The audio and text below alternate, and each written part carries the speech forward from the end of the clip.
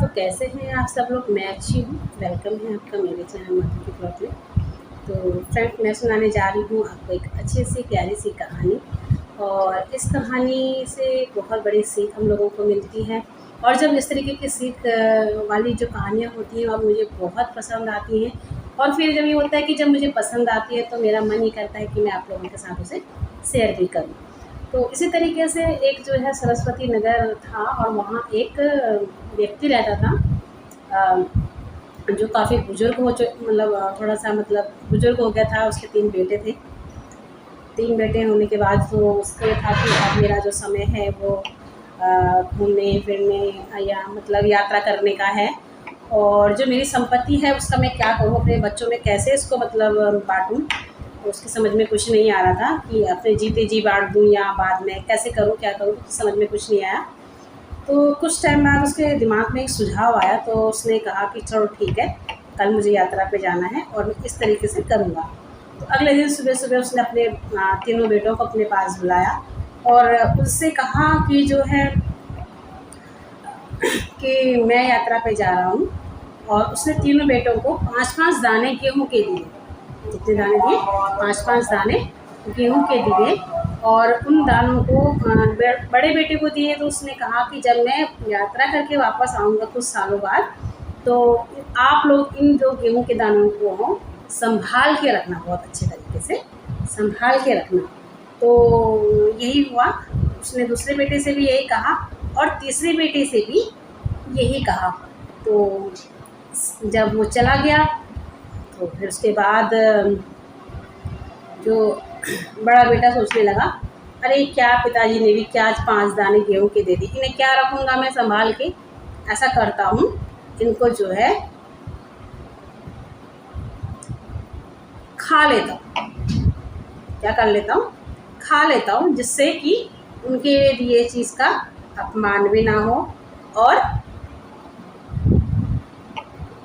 मतलब जब वो आएँगे तो उनको मैं बता दूँगा और वो प्रसन्न हो जाएँगे कि इन्होंने मेरी दी हुई चीज़ का अपमान नहीं करा और सारी जायदाद मुझे दे देंगे। तो ऐसा ही दूसरे बेटे ने भी सोचा।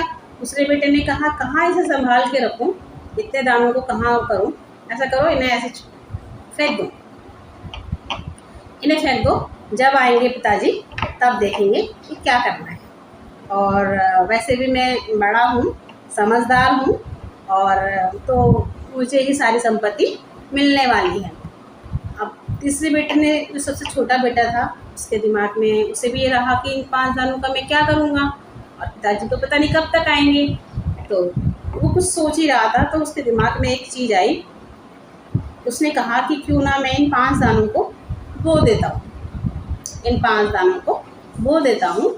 जब पिताजी आएँगे तब इसका जो भी जितना भी इससे मतलब बेनिफिट हुआ होगा या जो भी फ़ायदा हुआ होगा वो सब पिताजी का होगा, क्योंकि ये दाने मुझे पिताजी ने ही दिए हैं। तो ऐसा करके उसने क्या किया कि जो बाहर उसके जो खेत वगैरह थे उसने वो 5 दाने उसमें डाल दिए। और कुछ टाइम बाद उसमें फसल आ गई। बहुत सारे दाने निकल आए 5 दानों में। 5 जब गेहूँ के, तो आप समझ ही सकते हैं, जब 5 बाल मतलब वो पाँचों ने अंकुरित किया, पेड़ मतलब पौधे बने, तो उसमें से जो गेहूँ निकले उसने उनको फिर बो दिया। इस तरीके से 5 से 10, 10 से 15, इस तरीके से गेहूँ की संख्या कई गुना बढ़ गई। और वो संख्या जो है बोरियों में तब्दील हो गई। इतना गेहूँ होने लगा। जब वो उतने से मतलब उसने उसका यूज नहीं किया, उनको जितना होता था उतनों को ही वो बो देता था। तो 20-25 कुंटल तक गेहूँ हो गया जब तक उनके पिताजी आए। और उसने सारा जो है स्टोर करके रखा हुआ था। और जब उनके पिताजी आए तो वो पहले बड़े बेटे के पास गए। तो बड़े बेटे के पास गए तो उनको वही आंसर मिला जो उसने सोच रखा था कि ऐसे ही दूसरे बेटे से भी इसी तरीके का आंसर मिला। तो फिर वो तीसरे बेटे के पास आए तो उन्होंने कहा कि बेटा बताओ आपने क्या करा 5 दानों का। तो फिर उसने बताया कि पिताजी मैंने तो आपके 5 दाने खेत में डाल दिए थे और उससे देखो आज 25 बोरी गेहूँ हो चुका है। 25 बोरी गेहूँ मैं उन 5 दानों से बना चुका हूँ। तो उसके पिताजी बहुत खुश हुए और उन्होंने जो है तिजोरी की चाबी निकाली और उस बच्चे को अपने दे दी कि ये इस तरीके से मतलब इसने जो किया करके दिखाया है इसका मतलब ये है कि ये मेरी जो जमा पूंजी है इसका कभी भी मिसयूज़ नहीं करेगा, हमेशा उसको बढ़ाएगा ही, कभी भी इसको मतलब घटाएगा नहीं, और सभी चीज़ें अच्छे से मैनेज करके रख सकता है। बाकी मेरे इन दोनों बेटों में ये वाली खूबी नहीं है। तो उसके बेटे ने जिस तरीके से किया, तो आप भी समझ सकते हैं कि हम अगर कोई भी काम हम करना चाहते हैं, हम सोचते हैं ये छोटा-सा है, इससे होगा नहीं, इससे कैसे पूरा होगा, ये तो बहुत मामूली चीज़ है। तो मामूली चीज़ कोई भी नहीं होती है, हम किसी भी कार्य की शुरुआत किसी भी चीज़ से कर सकते हैं।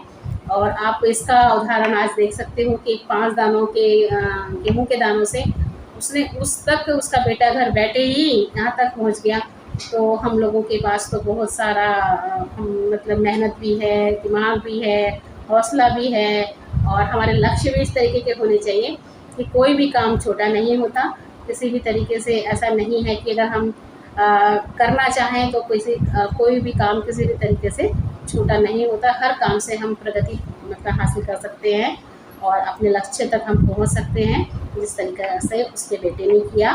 और उन 5 दानों से इतना पैसा मतलब उसके पास हो गया, तो सारा का सारा क्योंकि उनके जो पिताजी थे उन्होंने भी उसको सभी अपना जो धन संपत्ति थी वो दे दी थी। तो इस कहानी से हम लोगों को यही शिक्षा मिलती है कि हम अपना जो कोई भी कार्य है छोटे से भी हम शुरू कर सकते हैं। इसमें कोई ज़रूरी नहीं है कि जब हम पे बहुत पैसा होगा तभी हम उद्योग शुरू कर सकते हैं या कोई काम कर सकते हैं, या जिस लाइन में हम आज हैं, है ना? तो जिस लाइन में हम हैं आज, वो उसमें ये नहीं है कि यार नहीं हम तो कुछ भी नहीं कर पा रहे हैं, हम तो कुछ भी नहीं कर पाएंगे। ऐसा नहीं सोचना चाहिए। करने को अभी कुछ नहीं है, लेकिन इसी से ही बहुत कुछ हो सकता है अगर हमारा लक्ष्य बने कि हाँ हम आगे सफलता हमें मिलेगी, हम एक ना एक दिन ज़रूर कामयाब होंगे। तो बिल्कुल अपने अपने काम पे लगे रहिएगा, काम करते रहिएगा, बिल्कुल भी निराश ना हो कि हमें ये चीज़ समझ में हमारा ये चीज़ नहीं हो रहा है तो हमारा मन हट रहा है। कोई बात नहीं, होगा, ऐसी बात नहीं है, आज नहीं तो कल होगा, ज़रूर होगा। तो प्लीज़ आप सभी से मेरा अनुरोध है कि जो है बिल्कुल भी निराश ना हो। मेरी बहुत सी बहनें बहुत जल्दी निराश हो जाती हैं, तो बिल्कुल निराश होने की ज़रूरत नहीं है। सभी हम सपोर्ट एक दूसरे को कर रहे हैं और करते ही रहेंगे, और इसीलिए हम लोगों का ये भी फ़र्ज़ बनता है कि एक दूसरे को सपोर्ट करते हुए आगे चलेंगे तो बिल्कुल हमारा लक्ष्य हमसे दूर नहीं होगा। तो आज की कहानी का यही एंड करती हूँ और मिलती हूँ कल एक अच्छे से नए ब्लॉग के साथ में, अच्छी सी प्यारे सी नई कहानी के साथ में। और इसी के साथ okay, bye bye, good day.